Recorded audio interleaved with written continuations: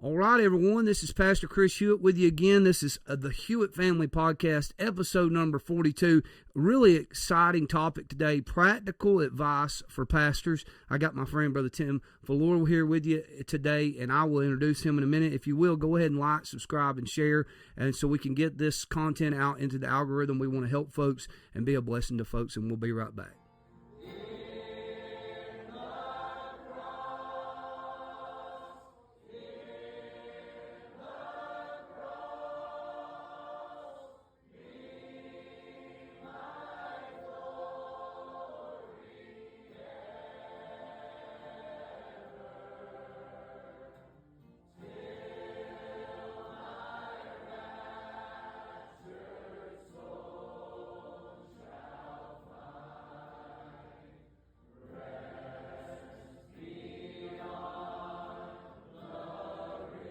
All right, again, it's today, as I said, we're going to be doing pastoral advice, practical advice for pastors. But before we get into that, I want to mention our Who Will Go camp. Every year, the week of Memorial Day and then the first week of June, we have two separate camps. The cap is at 60 people, 60 students. It starts at 12, but we've had people as old as 55 go through camp. We've had families go through camp that are considering missions. And Who Will Go is a ministry that God gave us, started back in 2019.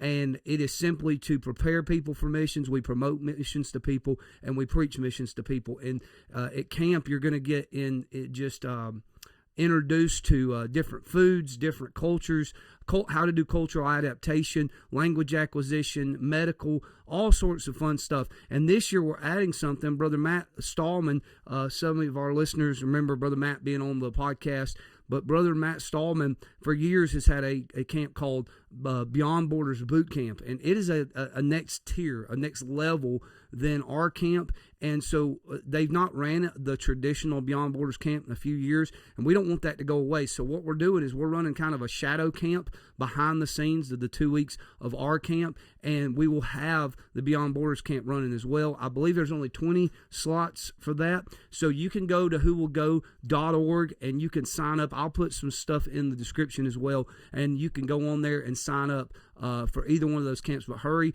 they're filling up fast, and if you got any questions, you can email us at whowillgo44@gmail.com. Okay, so now we're going to get into this. This is my friend, Brother Tim Fellure. If you've ever sat through any of our Christ Life Man stuff, I always recommend go listen to Brother Fellure's preaching, and he preaches through the Bible systematically. He is an expositor. He is a friend of mine. He's become a mentor to me, and I'm very thankful for him.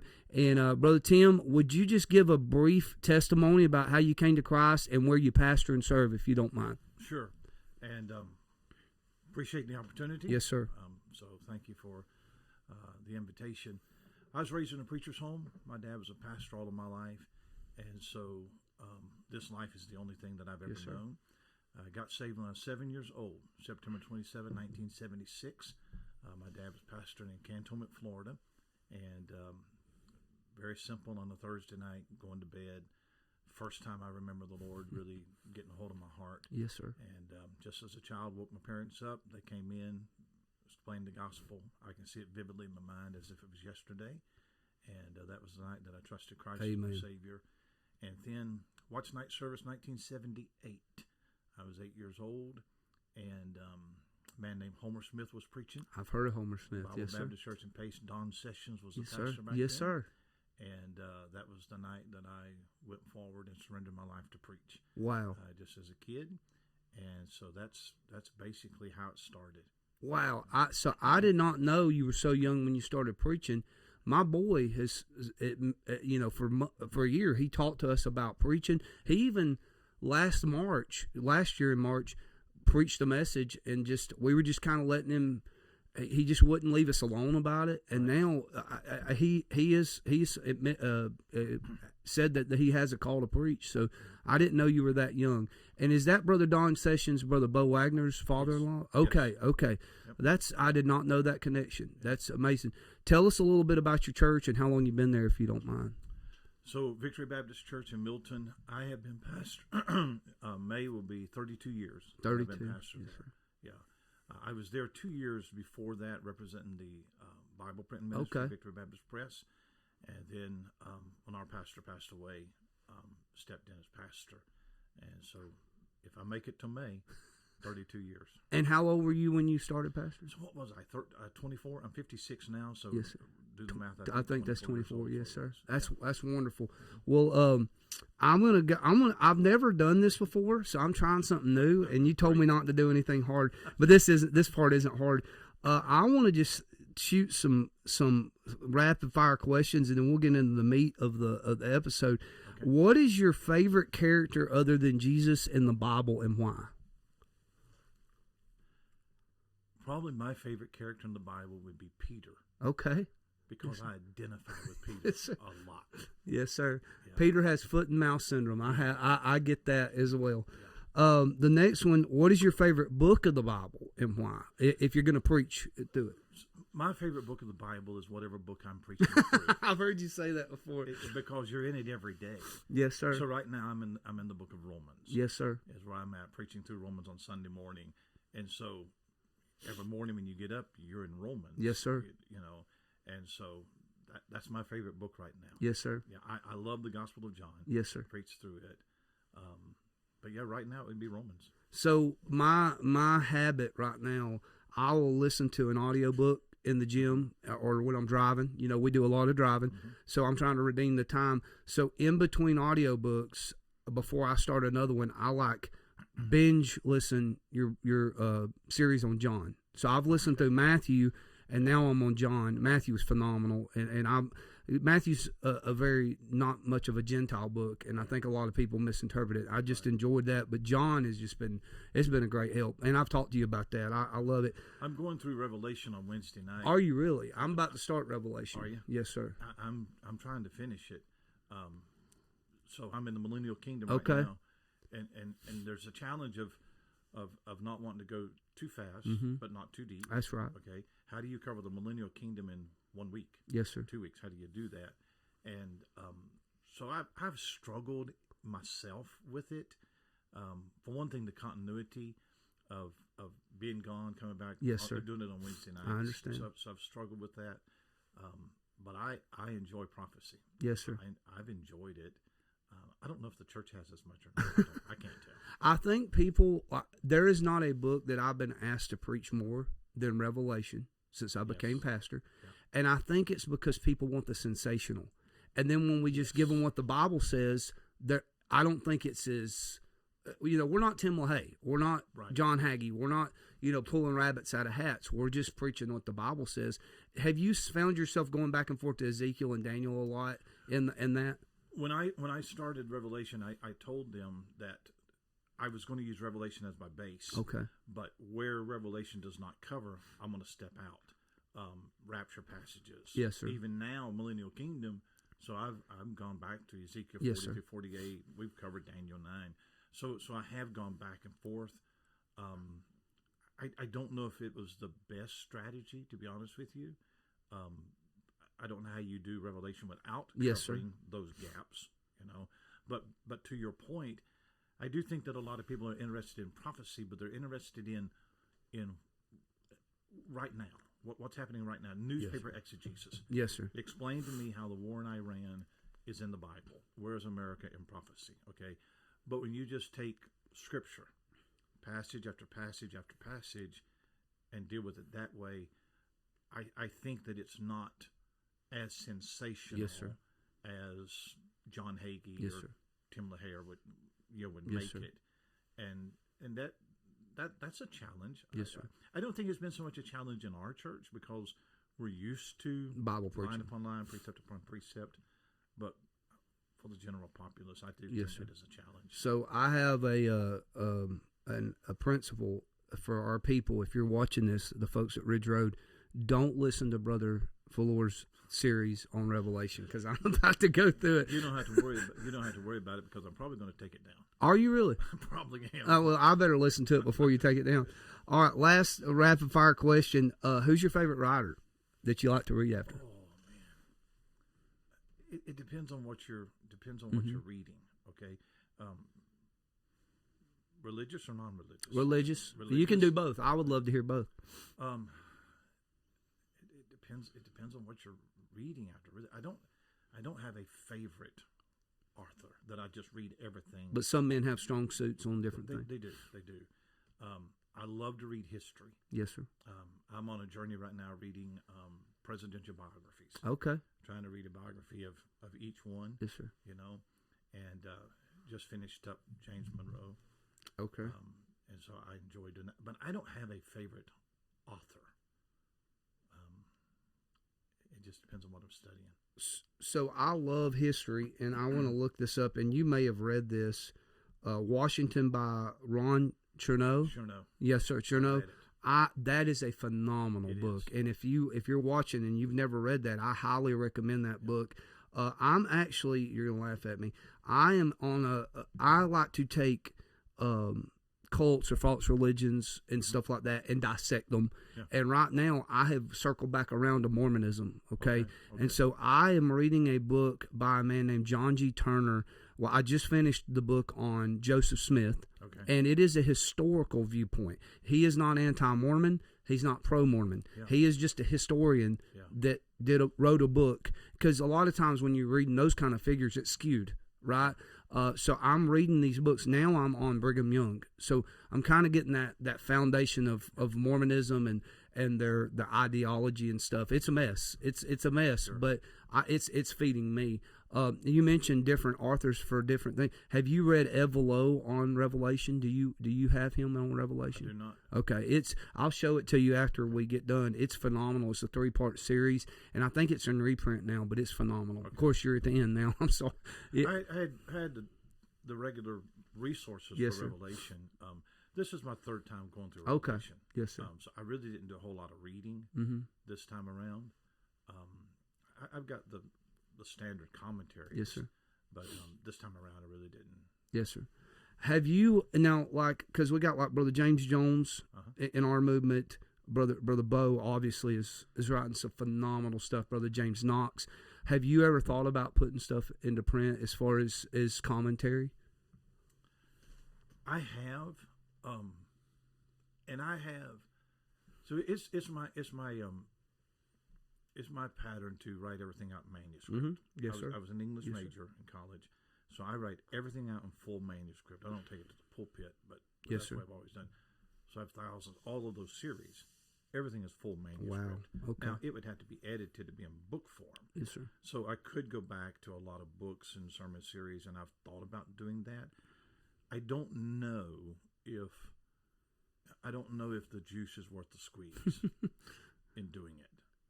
The time that it would take. Yes, sir. I don't know. Does anybody even want them? I would. I would. Yeah, I know, but that's a small market. Yeah, I know. Okay. You know what I'm saying? Yes, sir. So I've thought about it. I don't know if I ever will. Yes, sir. Yes, sir. I don't know. There's not as many readers now. Yeah, which is a shame. It is. But young men.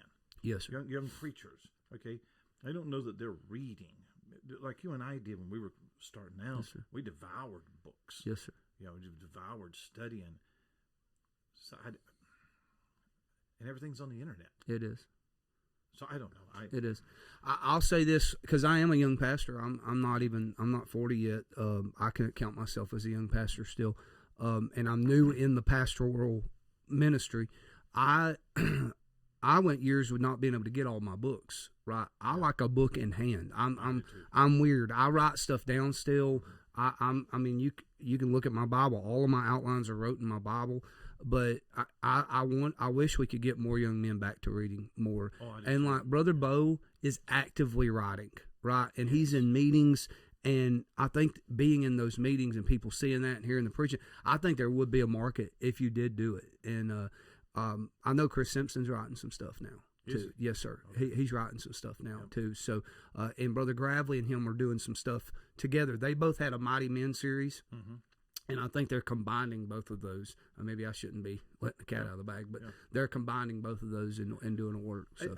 I do think it's important that every generation speaks to their generation. Yes, sir. Okay, so guys that I read as a teenage preacher boy might not appeal to a 20-year-old preacher boy now. Yes, sir. And he needs to have a contemporary voice. That's right.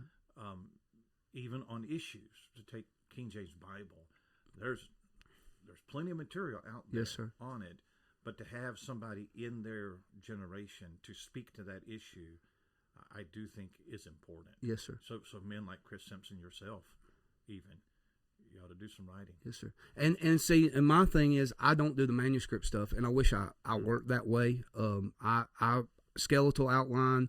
I put what God gives me in that. I then hang meat on the bones from the men sitting around us, in these books, and then I finish that outline and then put it in my Bible. So I'm a little different. I need to be more disciplined. But as you know, I'm trying to put everything I'm working on this. And I don't know, maybe like you just said, unfortunately people aren't reading. If we can get this kind of stuff into their minds. I have all of my, like you do. You know, when I was studying the King James Bible, obviously I was reading these books, but I did a 4-part series here at the church. It's online now. When somebody says, what about that King James issue? Yep. Now, if I'm discipling somebody, I'm not going to give them the video. I'm going to sit down with them. Right. But if it's just somebody, hey, preacher, I need help with this, I can send them a playlist. Sure. That's so valuable in our day. And in 4 or 5 hours, with yours, I think it was a 7-part series, if I remember right, maybe something like that. In 5 to 10 hours, they could listen to all of our content that we would sit down and tell them privately on the issue. And I think it's just valuable. So do you think that podcasts and media online is just the reality that it's going to replace books? I think it's supplemental. I don't think we ever need to get away from books. Number one, I believe there will be a day when, if we live long enough, if Jesus doesn't come back, they might start trying to take books and things of that nature. So I keep everything hard copy. Matter of fact, if I listen to a book audio, I buy the hard copy of the book. That's just the way I operate. I do. I'd rather have the physical. Yes, book. sir. I would rather have the physical. I have a little gray suitcase over here, and when I travel, whatever I'm studying, those books go with me. The only thing I do is like the presidential biographies. Yes, sir. They're very thick. I buy the physical book, but I also buy the Kindle. Yes, sir. So flying. Yes, sir. That's right. I just read it. Yes, sir. That's where I do a lot of reading for that. Yes, sir. That's the only, but I want the physical. I don't trust the internet and the cloud and all. I understand. You get all these books online. Then what if it all disappears? Yes, sir. That's right. So I don't trust that. So yes, I sir. just like the old. And sometimes it just goes off of the content. Maybe they lose the copyright, and it's just gone. You've already paid for it. It's happened to me, and so I'm with you on that. I like the hard copy, but Brother Mike Bagwell, are you familiar with Brother Bagwell? Okay. Brother Bagwell, he ordained me. He's the man that gave me a hunger to read. He started putting books into my life, teaching me how to study. And I always asked him, like, Brother Bagwell, why aren't you putting everything? Because he does preach very expositionally as far as classical exegesis. I don't know anybody else in our day that does it like he does. And I'm like, why aren't you putting this in book form? He's like, oh, I have books. I said, what? He said, it's on the internet. And so he still does, but on his website, you can go and read line upon line everything he's ever studied. It's on for free. But now he's doing videos every single day. He puts a new video out every day on his YouTube channel of him just walking through the text. And he'll cover the Bible. I really believe if the Lord allows him to live, he'll cover the Bible.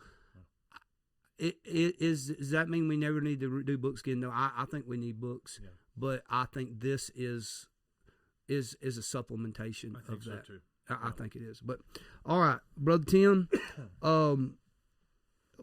so you took an established church. I did not know that you were already a member there, so that's a whole nother dynamic. Could you kind of walk us through walking in? I don't know where the church was at when this is blind for me, and I like it that way. I don't know where your church was at when you took it. Can you kind of walk us through that as a young man taking this established work? Sure. So to back up, so I got married in 91. My wife and I got married in 91. I told my wife, obviously we're going to be in ministry. I told her, I said, I promise you there are two things that we will not do. You know how when you promise your wife a moon, you end up giving her a moon pie? So that's basically... Take note of that, fellas. So I said, I promise you, we will not teach school. And we won't pastor. Wow. I grew up in the pastorate. So I had seen enough. So give me evangelism, okay? Give me the mission field or something. We were in a church in other side of Tallahassee. Great friend of mine. We were there for a year, teaching school, okay, a little Christian school, and assistant pastor, what have you. And my dad was a part of Victory Baptist Church about a year before I came.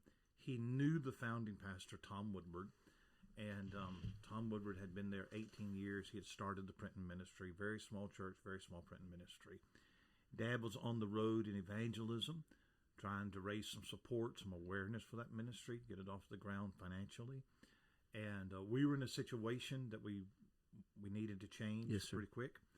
And so they called and asked if we would go on the road. And so we didn't really have anywhere else to go at that time. And so we did. So my wife and I went on basically deputation, raise support for ourselves and for the printing ministry. We did that for 2 years, all right, all over the country.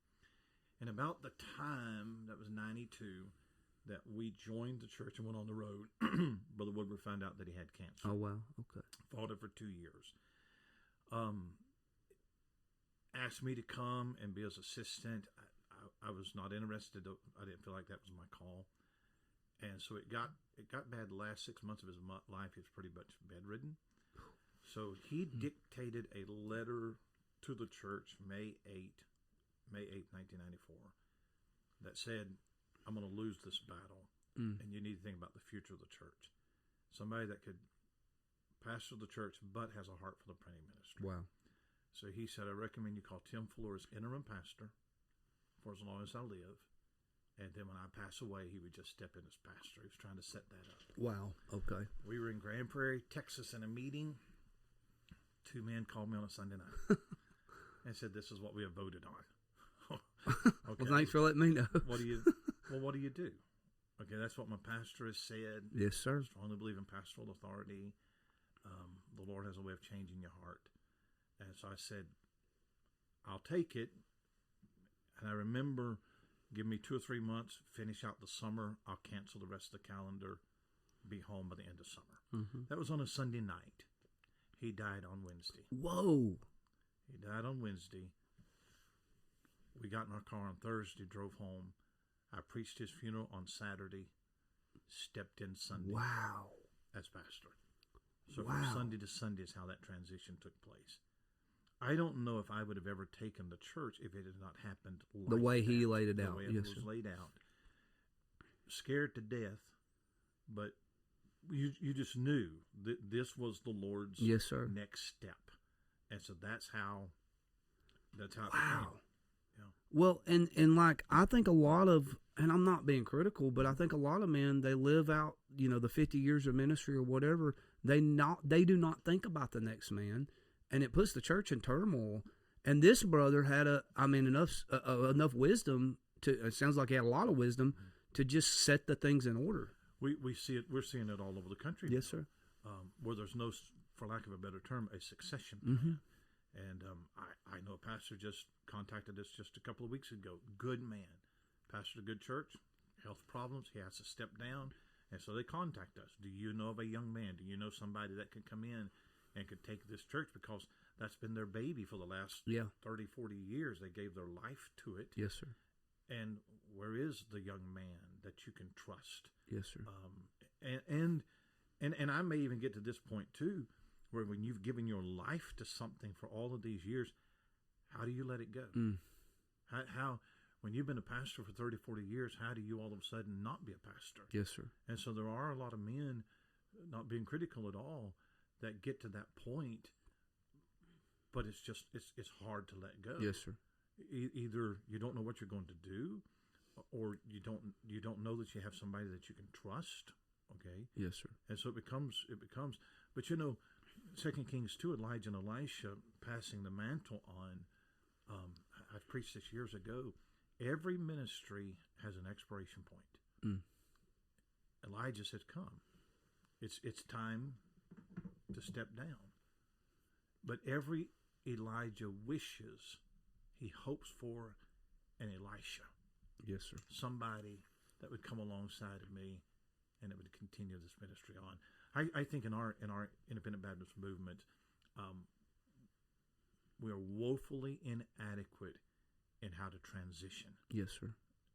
Having a succession plan, that next generation. Yes, sir. I don't have the answer for it. No. I just know that it is.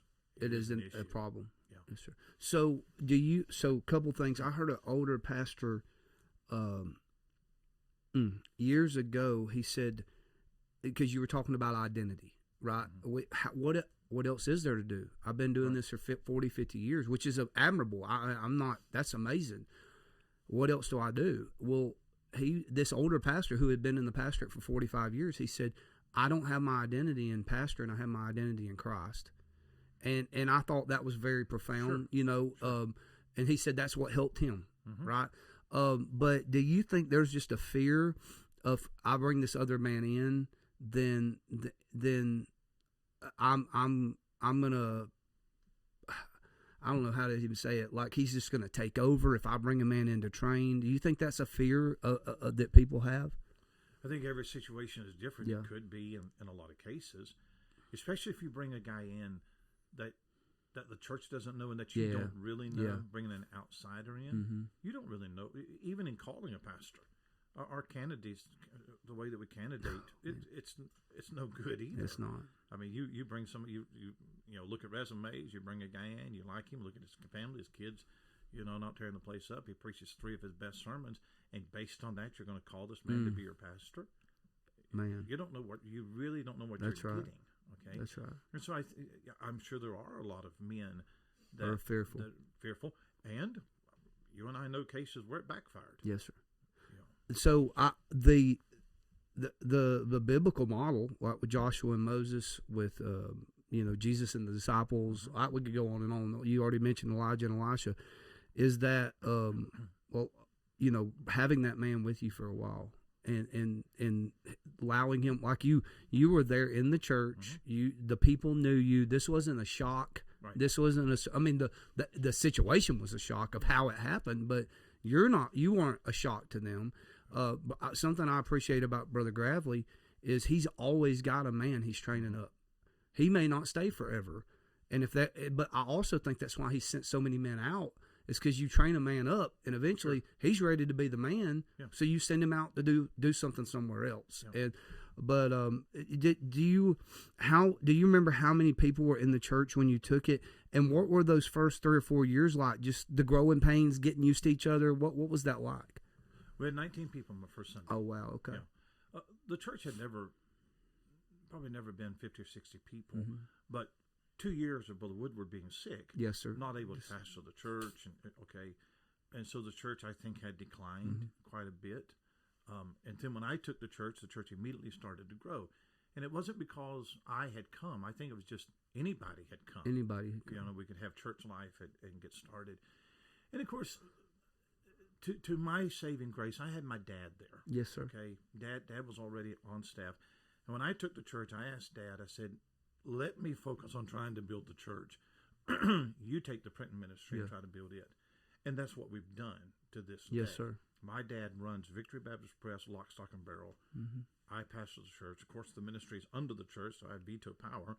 I'd never vetoed anything in 32 years. Yes, sir. Okay.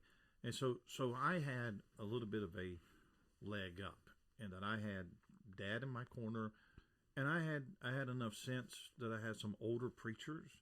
There was an old preacher named Don Mangus that I would call. I could call Jack Wood. I could call some of these men that could advise me. Yes, sir. And that knew the church, I'm guessing. Knew the church, knew pastoring. I had enough sense to know that I didn't know everything. Yes, sir. Even still, in those early years, I made a lot of dumb mistakes, as everybody does. But the Lord had a lot of grace. I heard a man say, I think it was Don Mangus that said one time, that it's amazing that the Lord will sacrifice sheep in training a shepherd. Man. In those early years, I think there was some of that. My goodness. In our church. That's so profound. I've often thought about that. In a recent podcast, a friend of mine and I were talking about how I knew of a pastor that sent a man out just to get him out of his church and ordained him just to go let him take a church. And brother, when I mean he gutted those people, I mean like there may never be another good solid church in that town. And I was there, I saw it. It's heartbreaking. I would never give any names, anything like that. But my point is like those are people. Yes. Those are people. We're not talking about, like crash dummies. We're talking about actual people. Yeah. So that statement about the sheep, brother, that's heavy. That's so heavy. When I came here, my dad was here for 23 years. Yeah. I was here as youth pastor for 3 years back in the early 2000s. There was no surprises. I preached revivals for my dad. I would come in, every so often and cover for him because my dad's dealt with a lot of sickness. And so there wasn't a lot of surprises. It was a lot, like you're saying, there was a little bit of a help. Yes. Getting in there. There's no shock value. And so it's been valuable to us here, just coming into an established work. My dad already, he was here. There was people here when I took the church. I'd say probably 20 of the people here that were here when I was youth pastor. Okay. So it wasn't like, oh no, what's Brother Chris going to do? And the other people have known me because I come in and preach revivals. Yeah. So anything, when I first came, there was nothing I was going to say that was going to shock them. When I took Victory, there was nothing to clean up. That's right. There yes, were sir. no problems, no issues. There was just a greeting. It was an older Yeah. church. Yeah. People that loved that man. He'd been there. He started the church. They were very loyal to Tom Woodward, and he was as clean and faithful as a man you would ever find. So there was nothing really to change, nothing to clean up. It would just come in and start pastoring and try to grow the church and love the people. Yes, sir. So it really was an easy situation to walk into. Mm-hmm. Well, I want to go to the next question. And this is such a broad question, and you can skip it if you want to. Just pastoring people. What is some, you and I are not trying to just be preachers in the pulpit. We want to shepherd God's flock as He allows us. We don't want to lord over God's heritage, but we do want to shepherd God's flock. What are some practical things that just come to your mind about just pastoring people and trying to help people? Yeah, that is rather broad. Yes, sir. Yeah. Just to the very point of caring for people. Mm-hmm. Okay. In a business, they say that you got to have a product, process, and people. Mm-hmm. All three things. Okay. I think a lot of times we emphasize the product, the preaching, the programs, all that we're going to do. Okay. The processes, how we're doing this, and administratively, I lean heavily toward the administrative part and all of that. Okay. But if you don't have any people, you don't have any ministry. Yes, sir. Right. And I'm not naturally a people person. I'm more of a hermit style. Okay. In fact, it's a standing joke in our church. Everybody knows I don't stick around in fellowship as much as I can. Okay. I wish that I was more. You're a people person. Yes, I wish I was more that way because the people are. I have a heart for people. Okay. But I'm just a loner. Is what I am. I don't know if I'm the best person I have not been. I'm not the best at pastoring people, to be honest with you. You got to have a little bit of a tough skin. Yes, sir. To be in our church. I'm just not real good at holding your hand. Yeah. I wish I was. I think we do a little bit too much hand holding though a lot of times. But yeah. We may. I don't. But yes, we sir. may. I wish. 30 years. I wish I leaned more on the people side. Yes, sir. I'm actually now trying to do a lot more of that. Yes, sir. Having a senior men's breakfast. Yes, we sir. just go to IHOP and we just eat. Okay? Yes, sir. That's a big step for me. Yes, sir. Okay. I wish I did more of it. Do you now? Obviously, I know your sons. Jacob's pretty well involved in what y'all are doing now. I don't know his capacity of that, but so Jacob is my assistant pastor. Okay, I assumed, but I didn't want to say that, but I see that, right? Do you feel like Jacob is maybe more? He leans more to that weakness maybe in you. Yeah, Do you I think Jacob is worse than I am. Oh wow, okay. They say that you're supposed to hire your weaknesses. You know, if you're a strong administrator, you don't need to hire an administrator. Yes, sir. Okay, so I'm an administrator. I'm process driven. I'm not a people person. He's to the extreme. Yeah. In that, okay, and everybody in our church knows that. We get along just fine. Now I've got another son, Parker. Parker is very. Parker is called to preach. He'll preach for me here in a couple of weeks. He's all people person. I know. Yeah. I mean, he's everywhere he goes. Everybody knows him. Yeah. Sometimes I'm not even sure. Sometimes I wonder if we didn't have a baby swap at the hospital or something, because he's so much out there. Okay, so but no, Jacob is he's geared just like me. Yeah. Well, that makes a lot of sense. Like, you know, you're getting to know Brother Levi, and Brother Levi's sometimes behind the camera, sometimes he's over beside the camera. But Brother Levi has so many strengths that I lack in. Brother Rooster, my assistant at the church, he has a lot of strengths that I lack in, and so it really, those two men have just filled in gaps, right? We have a couple in the church, Brother Trent, Miss Savannah. They've been on the podcast before. She's a website builder. She's a photographer. She's a graphics designer. He's a fiber optic guy and a media guy, and like goes into $1 million houses and sets up media. So they have been like, I don't want to learn that stuff. Yeah. Like all of this is not natural for me. I don't mind sitting down and talking. I don't like doing all the stuff that it takes for us to get to sit down and video it, right? And that makes a lot of sense, though. You said hiring your weaknesses, but I've never heard it put that way. But so you think? Go ahead. I got a thought, but go ahead. But I would say to all of this, for a young pastor, okay, that the people are important. Yes, sir. Okay. I'm not a people person. I'm not an extrovert. I'm not okay. But you do have to have a heart for people. Yes, sir. If you ever get jaded, if people are a bother, if they're a nuisance to you, okay, then you can't have ministry. Yes, sir. Okay. So I don't want to come across as, you know, people bother me. No, they don't. I'm a fixer. Okay. I don't know how to sympathize. Okay, but let me fix the problem. So somebody's in the hospital, I'll make a 3-minute hospital visit, okay, and I'll pray with you. But let me go get somebody, cut your grass, fix meals, clean the house. What can we do? Okay, yes, sir. So that's how I think my heart for people comes out in that way. But acts of kindness, I guess, yeah. But you cannot become jaded against people. That's right. And when you've been in the ministry a while, and people hurt you, okay, you cannot let seeds of bitterness come into your heart, and just checking it in. Yes, sir. You can't. If you're going to do that, then just do them a favor and walk away. Yes, sir. So you do have to have a heart for people. Yes, sir. And people come into your church, I mean, it doesn't take 7 Sundays to figure out that you're an introvert, or that I'm an extrovert.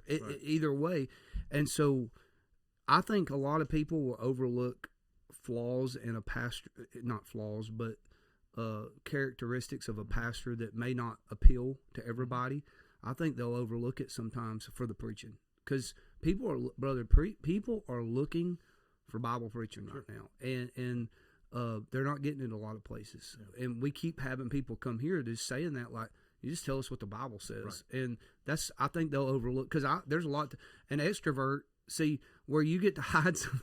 I'm an extrovert. All mine's out on display. Everything's out there, and so that makes so much sense, though. I was gonna ask, do you do a lot of counseling? I mean, do you do any of that? When necessary. Yes, sir. I'm not a good counselor. Yeah. But I've done my share of it. Yeah. Yeah. Usually it's one session. Yeah. They, for some reason, they hardly ever come back. have great advice. Yeah. You know. Yeah. You have to counsel. Yes, sir. You do. Yes, sir. Okay. But I'm not going to fill up my calendar counseling people. There are some people that are needy. Mm-hmm. Okay. They just want your attention. That's right. Is what they want. Okay. You can't let them tie you up. Mm-hmm. Okay. There are some people that they're not going to listen. No. The people do what they want to do. Okay. If that's what you want to do, then go do it. Okay. And then there are people that are in trouble. They need some help. And if they'll listen, I'll go to the ends of the earth to try to help them. That's right. So it just depends on the situation. Brother, just because we're on this topic, Brother Gravely talks about, I call it pastor school. He took me to pastor school before I came here, and I'm so thankful because there's like 15 things he talked to me about that day. I've literally just seen play out, just like almost he prophesied things, but he said he will bring somebody in for pastoral, like if they need to talk, he'll bring them in. He gives them some kind of guidelines, like I don't want you bashing the husband, I don't want you bashing the wife, I don't need to know intimate details, but I want y'all to tell me the issue. Then he gives them scriptural advice, and then he has one more meeting with them. Mm-hmm. If they've done what he says, you don't need any more meetings. Right. If they haven't done what he says, they don't need any more meetings. And I'm like, man, that's such just good advice, Yeah.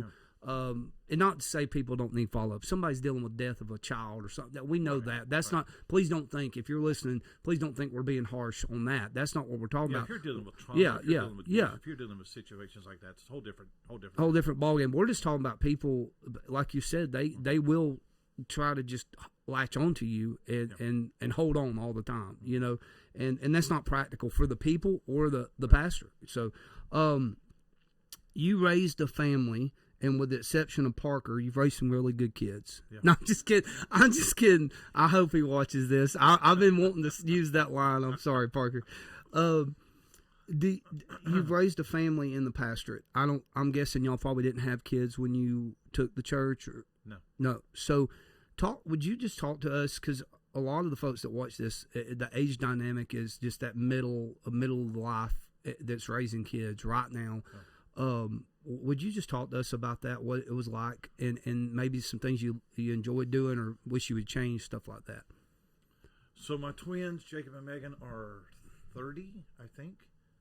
And so I've been there 34, so they were born 3 or 4 years in. And then Parker came along about 8 or 9 years later. Wow.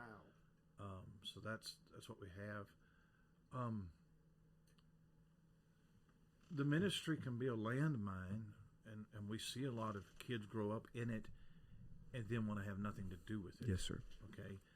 I don't know if I know the secret sauce to it.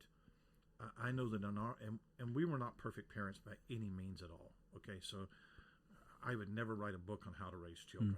Okay. Ours was the grace of God is what it was. We were consistent. We were the same thing at home as we were at church. Yes, sir. We did not ever let our children know that church was a bother, was a pain. People go home talking about the pastor. Well, you can't go home talking about the people. Oh, man, that's good. So we didn't want to plant in them seeds of bitterness against people and against church. Of course, obviously, as they got older, they would know everything, a lot of stuff that was going on in the church. Okay, that's part of life. People talk about life balance, balancing family and balancing church.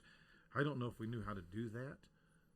It was kind of like all ran together. Just did it. We just did it. We just did it together as a family. Yes, sir. We did want to make sure that our kids did not feel deprived because we were in the ministry. Yes, sir. In those early days, we didn't make any money. We were poor as could be, but I didn't want my kids to miss out. Yes, I feel sir. like they were missing out on trips, vacations, playing ball, whatever, because Daddy was a preacher.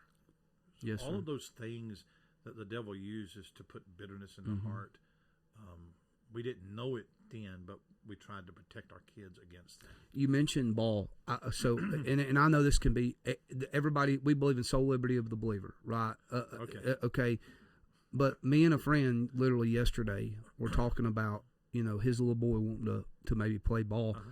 Did y'all play ball? And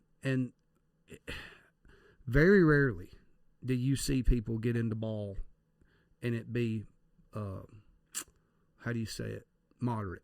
It's like ball or no ball. Yeah. Did y'all do that? And how, if you did, how did that play into the pastoral ministry? We homeschooled our kids. Okay. Okay. So they were not part of it. There's several large Christian schools in our area. We homeschooled, so they were not on. The boys didn't play sports in school. But in our area, there's a thing called Gospel Projects. It's where T-ball started. Okay. A church runs it. A Christian school runs it. It's very clean. So when the boys were young, T-ball, we would go over there and they would play ball. Okay. We were very protective. You get to a place where you go to coach pitch and then Yes, sir. pitch ball. Okay. So while Jacob and Parker at different levels were playing T-ball, I would go over and I would watch the Little League. Okay. Okay. And I'm looking at these 12, 13, 14-year-old boys, and I'm thinking, I don't know that I want to put my boy there. Mm-hmm. So we let them play ball up until the time it was to move up to the Little League level. Yes, sir. And we just pulled out and did something different is what we did. So we were involved in sports. Both of my boys and myself and all, very athletic in sports and what have you. But at that level, organized sports, we took it up to that age, and just because of, I'm looking at the Atmosphere. boys there, the atmosphere, and I couldn't see my kids spending time with them, fellowshipping with them. Yes, sir. So we pulled out. And that's literally some of the stuff we talked about yesterday. Are you a Braves fan? I don't have a. You don't have a team? I didn't know if back in the day. If I did, though, yeah, it wouldn't be the Braves. It wouldn't be. Man, we're in Braves country, so I was hoping you weren't a Marlins fan. When were they in the World Series? 95 and 2023. 2023, I believe it was, when they were in the Braves in the World Series, and right around that time, I was preaching a revival, not far from here. Okay. Okay, and I think it was the same week as the World Series. Oh wow. And the pastor, diehard Braves fan. If I call his name, you'd know him. I love the guy. Okay, and I'm just glad he came to revival and not to the World Series during that. Yeah. I'm not. Listen, Brother Blue used to say. People would ask Brother Blue, say, well, "Who's your favorite sports team?" He said, "I'm a fan of Jesus." Yeah. Kind of deal. I don't have a team. I enjoy college football. Oh yeah. But I don't have a team. Yeah, I'm saying I like the Braves because I grew up right here. Okay. I mean, I've been to Fulton County Stadium, Turner Field, and SunTrust Park, which I don't even think it's called that anymore, but I've been to all of it. We take my boy on his birthday every year. Okay. He loves it, but we don't follow it. One year, the first time we ever took him to a game, the Braves lost like 8-2 to the Cubs. It was awful. And my kids are there and just like, and we get home, we get on the road. And I'm like, man, I'm sorry we lost, y'all. And they said, we lost? Like I should have just kept my mouth shut. Like they're like, we lost? We didn't know that. So and you nailed it though, preacher. I feel like it's just a balance. And Brother Stallman said the same thing. Just take them with you in ministry. Like let ministry be life, and don't talk about the negative. And right. I think there's just so much wisdom in that. Literally the same advice Brother Stallman gave, and others that I've had asked the same question to gave. This one's a little bit heavier. I don't want to ever have a church split. You don't. But people are going through that. I know a lot. I know several men right now that are going through it. Mm-hmm. We did not have a church split last year, but through a 4-month period, we had, just for different reasons, there was about 17 people that left, which I don't call it a church split because they didn't all leave together, but there was an exodus, and it hurts. So 2 questions, like how do you deal with the church splits in the church, like the people that stay? How do you deal with that? And then the people that leave, I think a lot of times people think, oh, they just cast them out and all this stuff, and there's hurt. There's hurt for the wife, the pastor's wife. There's hurt for the pastor.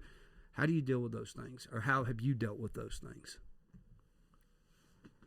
So our church went through a church split it's probably been 12, 13, 14 years now. Okay, it was pretty brutal. And I won't tell the story. No, that's fine.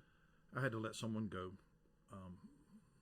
The storm that brewed, and had 125 people leave in 1 week. Wow, is what I did. Wow, and half of them probably didn't even realize why they left. They left because they were related, they were a friend, and they listened to something. Okay, it was a pretty brutal deal. But when you walk into church the Sunday after, and 125 people are gone, 27 families are gone, okay, takes the breath out of you. Yes, sir. A little bit. All right. So I remember telling our church that Sunday morning, and I didn't even know if I would survive. I didn't know. They had called for a vote of confidence. Then they didn't want to take the vote of confidence. I said, no, we are going to take the vote of confidence. Yeah. Put me out of my misery. Vote me out. And I had told them, if you get simple majority, I'll walk out. You never hear from me again. But if you don't, then you walk out. It's me or you. It's got to be the way that it was. And they decided that week to just go start another church instead of staying and losing the vote. Okay. And so that's, in a nutshell, how it happened. How many people were in your church at that time before the split? 250. Oh, wow. So it was right down. Right down the middle. Yeah. My goodness. So when you walk in the next Sunday and half of your church is gone, okay, and there's a few sitting there that are going to trickle out over time as well. So I told our church, I remember this very distinctly. I said, there's two dangers that a church faces when they go through a storm like this. Danger number one is that we become the angry, bitter church that exists to fight against the split. Okay, and I said we're not going to do that. We're not going to do that. We can't fellowship, but they're not going to become our enemy. I'm not going to bring them up every 3 weeks. Right. The second danger that a church faces is we become the woe is me, the glory has departed church. We'll never be what we were before, and we're just going to hang on and survive until Jesus comes. We're not going to do that either. That's right. We're just going to put it in God's hands, and we're just going to have church and continue to do everything we were doing the week before. And that's what we tried to do. And the Lord, I believe the Lord blessed that. I had 14 families join the church the year after our split. Wow. I had 3 families sitting there that had been visiting but had not joined, that were sitting there when the whole watched thing all of it. They watched it all. And that Sunday, those 3 families came, the Sunday after came and said, we want to join the church. After seeing that. So God just sent us, like I said, 14 families who just continue to grow. And within maybe 2 years, maybe 3, we were pretty much right back, numbers-wise, all of that, where we were when the split happened. Wow. And so I know it kills a lot of churches. I know a man right now, you probably know the same guy that's going through it and has been going through it for a long time. You don't always survive it. The church doesn't always survive it.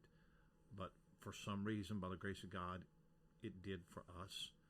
I like to think that the reason we survived it and came out of it, and if you come to our church now, you'd never know. Yeah. I'd like to think a big part of that is because we were so dedicated to printing the Word of God. Oh, yeah. Such an emphasis there, and I believe that God honored that. Yes, sir. Yeah. Man, so that salve, that balm of Gilead of those other families coming in, it helps so much because the middle third of the year, I know we normally break the year up in quarters, but for us, it was that middle third of the year last year, those 17 people just left. And, but it seemed like, Brother Levi, I'll tell you, the last 3 months, October to December, we watched 5 brand new families walk in. Yeah. And for our church, that we stay around 100, that's big. That's significant for us. I would much rather it happen the way it happened for me than for it to be a slow drip. Yeah, the slow drips around the same time. Terrible. I had a pastor friend. I think he said he lost 90 people, but it was over an 18-month period. Well, that's we went through a season of 2 months of battle. Yes, sir. I can't imagine doing that for 18 months. Yes, sir. You know, the stress on your wife, Mm-hmm. and I couldn't imagine that. So I would much rather just whatever it's going to be, just let's get it over Yes, with, sir. and let's pick up the pieces and see where we go with it. But that slow drip, Yeah. So you ripping the Band-Aid off is going to be better than a continual dripping, and but you know we don't get to choose that though, Right. Unless we push it. But in my situation, I didn't know all of it. There was not a huge big battle over one thing. Yeah. I didn't know all of it was going to come like it did, and like I said, there were some people that left because they moved. Right, it wasn't an issue. You know, one family gave a substantial amount of offering to the church when they left. You know, I would rather have 2 people on the pew than to have money in the bank. Right. But you know, well, so you were talking about keeping the negative from our kids or not letting them see that negative. Was it difficult during that time? brutal. Okay, yeah. Brutal. Do you have any tips for that? I mean, I there for a few days. My wife and I was afraid we were going to lose our son. yes, sir. To be honest with you, He was in his teens then, I'm guessing. Yeah. Yeah. it was brutal. Mm-hmm. Is what it was. What they went through. Because they were old enough to understand Yes, everything. sir. They were in the services. They knew. Their friends are the ones walking out. Yeah. So the only tip is I hope you don't ever go through it. Yes, sir. That's right. That's right.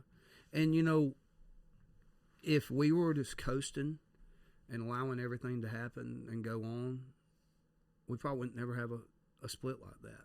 But actually pastoring people and putting our foot down when there's issues and standing with the Bible, there's going to be offenses.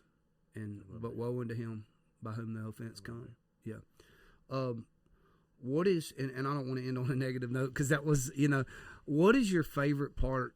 And I almost feel like I could guess what you're going to say on this, but what is your favorite part of just getting to pastor and go to that flock on a weekly basis? What's your favorite part of that?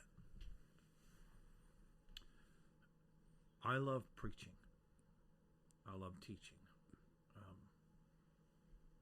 When you can preach something and see people's eyes light up, Yes, sir. and know that you have imparted life-changing truth, Yes, sir. because I have great confidence in the Word of God. Yes, sir. I don't believe it needs to be embellished. I don't need drama. I think just preaching the Bible is what changes people's lives. Yes, sir. And when you see people grow, okay, to me it's the greatest joy. So we had. Let's see here. He'll never listen to this.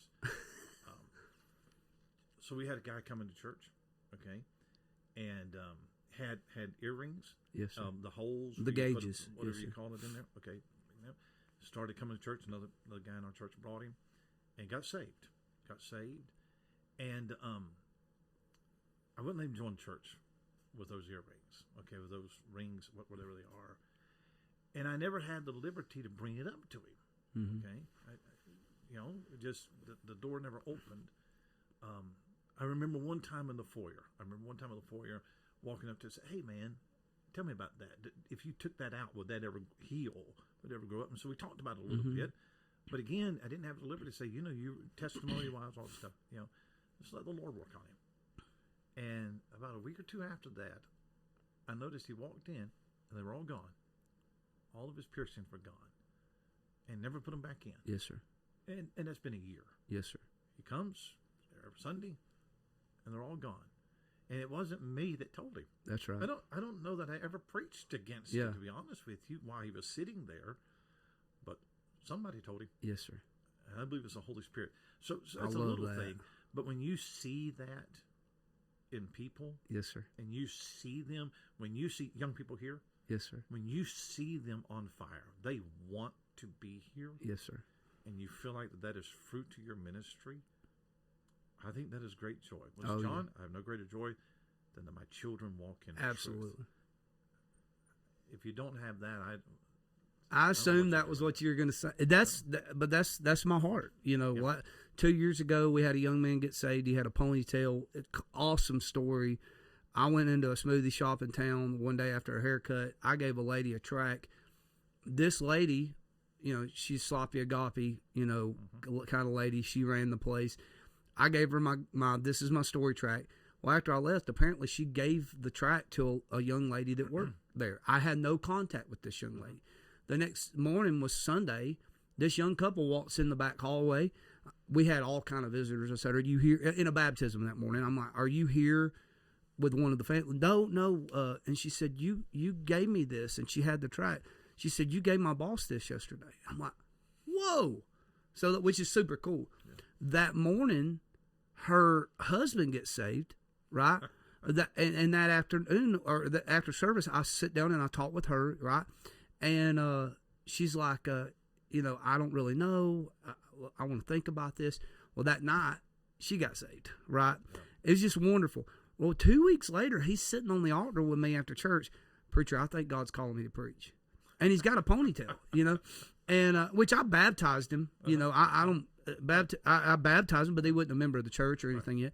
And I said, "Brother," I said, "let's pray about that." And which is that's my advice to anybody that comes and talk. And about a month later, he comes in shaved head. I mean, this skint. I'm like, "What happened to your hair?" He said, "Man," he said, "something on the inside just," and he hadn't grown his hair out since, you know. Yeah. And obviously God's using them, you know. It's wonderful. But I love hearing you say that, because I'm afraid in previous days, a lot of folks in our churches, they tried to cater their churches to their buddies coming in, and not let God do the work in people's hearts. Then they end up doing it for us, and then they become Pharisees or rebels, or rebellious Pharisees, and start a podcast. Which I'm not against podcasts, but I'm talking about a different genre of podcast. But I think letting and I'm just thankful to hear you say that, letting God work in those people's hearts, and letting the Holy Ghost bring them along through the preaching of the Word of God, even if we're not preaching on the topic. Right. Even if we're not preaching on the topic.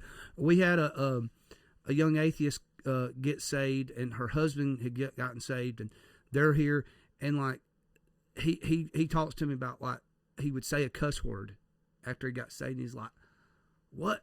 And Brother Levi's sitting here. I don't preach on cussing all the time, Brother Fellure, but he's just like, something on the inside just, why is it like that now? And obviously that is an opportunity to talk about it. Yeah. So I'm just glad to hear you say that. And it is. Getting to preach to people and pour your life into people is just thrilling. And watching them grow. As hard as the hurts, the joy, and we focus on those hurt seasons, but it's really, there's more joy seasons. There is. And my temperament is it used to be to focus on, you know, the three knuckleheads in the church, you know, the goats, that gossip and won't do right, and okay, that's the ones, you know, when you and your wife go out to dinner, that's the people that you talk about, okay, and I used to dwell on that. That will drive you crazy, because they will always be there.